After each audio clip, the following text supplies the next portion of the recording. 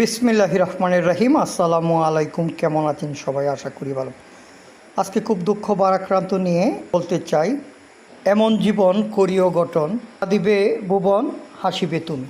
পাকুন্দি উপজেলার একজন মানুষ খুন হয়েছে। আপনারা সারা উপজেলা নয়, সারা দেশের মানুষ জানেন। সেই জানাজা আজকে পরন্ত বিকেলে সমাপ্ত হয়েছে।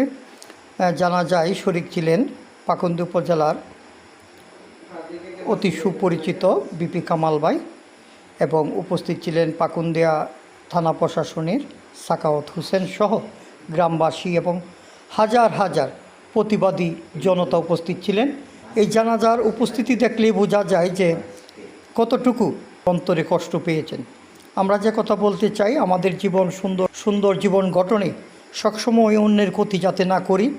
আজকে কিন্তু আপনারা অনেক ভিডিওতে দেখেছেন এলাকাবাসী যে কিনা এই কাণ্ডটি ঘটায়, যাকে হত্যা করা হয়, তার প্রতিবাদে তার বাড়িঘর ভাঙচুর করে তাকে দৌড়ে পুলিশের কাছে তুলে দিই।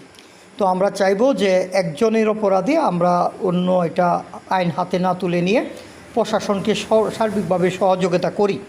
একটি প্রাণ ঝরিয়েছে, অনেকের চক্ষু এবং হৃদয় অন্তর খাদিয়ে তুলেছে। আর চাই না এরকম একে অন্যের প্রতি আক্রোশ পোষণ করে যাতে আমরা এই কারো জীবন ধ্বংস না করি।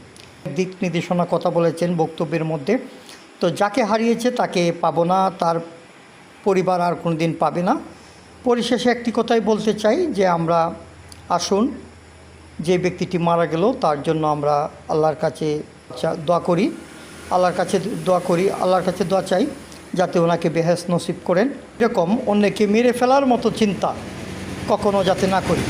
প্রতিটি কাজ করার আগেই আমাদের যাতে ভাবনা চিন্তায় থাকে যে ভাবিয়া করিও কাজ করিয়া ভাবি না, ভাবিয়া করিও কাজ করিয়া ভাবিও না। এই কথাটি যাতে আমরা স্মরণ রাখি, আর আমাদের দ্বারা যাতে আরেকটা মানুষ কখনো প্রাণ না হারায়। কি হলো দেখেন, কি পেল। আজকে একজন পৃথিবী ত্যাগ করে চলে যাচ্ছেন, সকলের সিক্ত ভালোবাসায় নিয়ে এই পৃথিবী ছেড়ে চলে যাচ্ছেন। আরেকজন পুলিশের হাতে বন্দী হয়ে জেলখানায় থাকবেন এবং আইনের সাজায় যদি ফাঁসি হয় সেটা মেনে নিতে হবে, কিছুই করার নেই। তো এভাবে সমাজটাকে কুলুষিত করলেন।